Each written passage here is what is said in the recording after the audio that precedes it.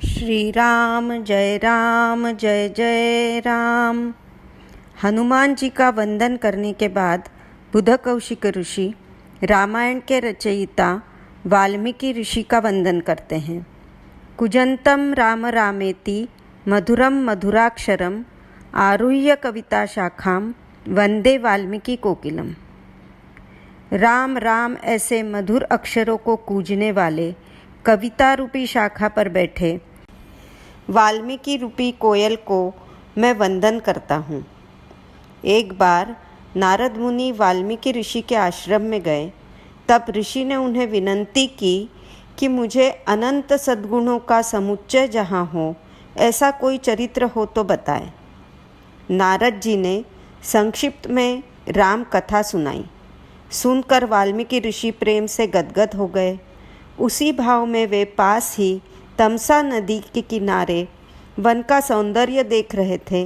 तभी एक क्रौंच पक्षी के जोड़े पर, जो आनंद से मधुर स्वर लहरी में डूबा हुआ था, उनकी दृष्टि पड़ी। वे भावमय वातावरण में निमग्न थे। तभी उसमें से एक पक्षी को निषाद नामक एक शिकारी का बाण घायल कर गया और वह मृत हो गया। यह देखकर ऋषि के मन में वेदना हुई, जो इस तरह शब्दों के रूप में प्रकट हुई।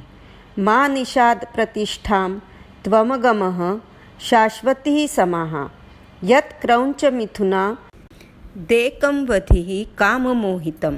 ये उद्गार निकलने पर उन्हें बड़ा खेद हुआ, परंतु जब उन्होंने सोचा तो देखा यह उद्गार 4 चरणों में है। प्रत्येक चरण 8-8 वर्ण वाला है और लय में गाया जा सकता है। यह तो काव्य है। उनके शिष्य को भी ऐसा ही लगा।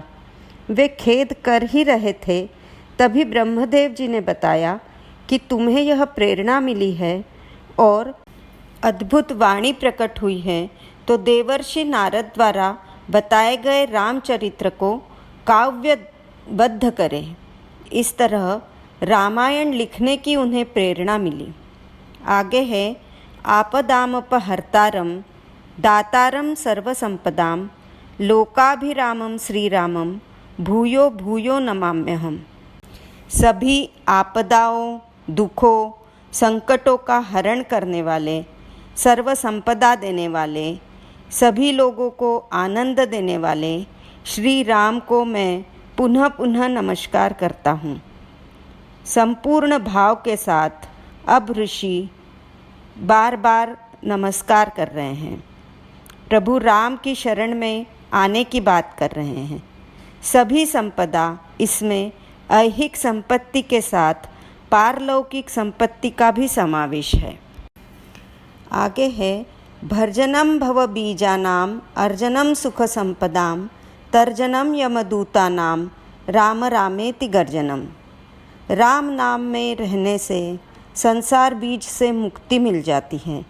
चित्त परमात्मा से एक रूप हो जाता है।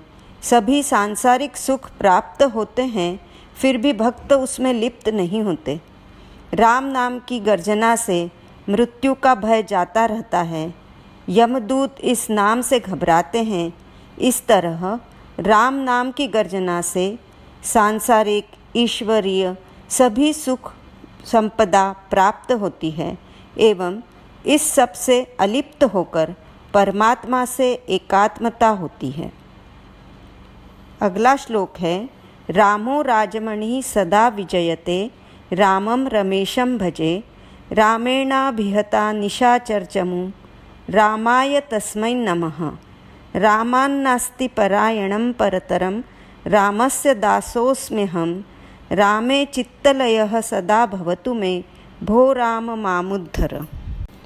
इस श्लोक में बुधकौशिक ऋषि ने राम इस विशेष नाम के शब्द के प्रथमा विभक्ति से लेकर द्वितीया, तृतीया, इस तरह आगे भो राम यानी हे राम तक सभी विभक्तियों के एक वचनी रूप का क्रमशः प्रयोग किया है। राजाओं में श्रेष्ठ, प्रजापालक, पराक्रमी राम सदा विजयी होते हैं। रमा के ईश राम को मैं भजता हूँ। राम ने निशाचरों की सेना का नाश किया, अज्ञान रूपी मोहवृत्ति का नाश किया, ऐसे राम के लिए मेरा नमस्कार है। राम से अधिक मेरे लिए और कोई श्रेष्ठ नहीं है। ऐसे राम का मैं दास हूँ। राम में मेरा चित्त सदा स्थिर रहे, सदा चित्त में यही धुन रहे। इस नाम के ध्यान से चित्त विशुद्ध हो। हे राम, मेरा उद्धार करो। अभी की जो भी स्थिति है वहाँ से परम स्थिति तक मेरा उद्धार करो, ऐसी प्रार्थना है इस श्लोक में। अब अंतिम श्लोक है, राम रामेति रामेति रमे रामे मनोरमे सहस्त्र नाम तत्तुल्यम राम नाम वरानने। यह श्लोक एक प्रश्न का उत्तर है, जो प्रश्न इस राम रक्षा में नहीं है।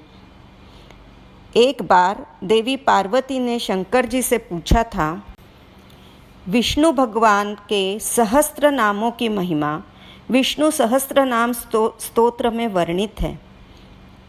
तब उन्होंने पूछा, इतने सारे नामों के तुल्य कोई एक ही ऐसा नाम है क्या? जिस पर शंकर जी बोले, राम राम इति। हे वरानने पार्वती, राम राम और राम ही त्रिवार सत्य है। इस नाम का जागृति, स्वप्न और सुषुप्ति, इन तीनों अवस्थाओं में जप करना चाहिए। हे पार्वती, मैं इन्हीं मनोरम राम में रमता हूँ। यह एक ही नाम विष्णु सहस्त्र नाम के तुल्य है। इस तरह राम रक्षा ये स्तोत्र विविध भावों के साथ गाया गया और पूरे स्तोत्र में राम नाम ही है। जय श्री राम। इति श्री बुधकौशिक विरचितं श्रीरामरक्षा स्तोत्र संपूर्णं। श्री सीतारामचंद्रार्पणमस्तु।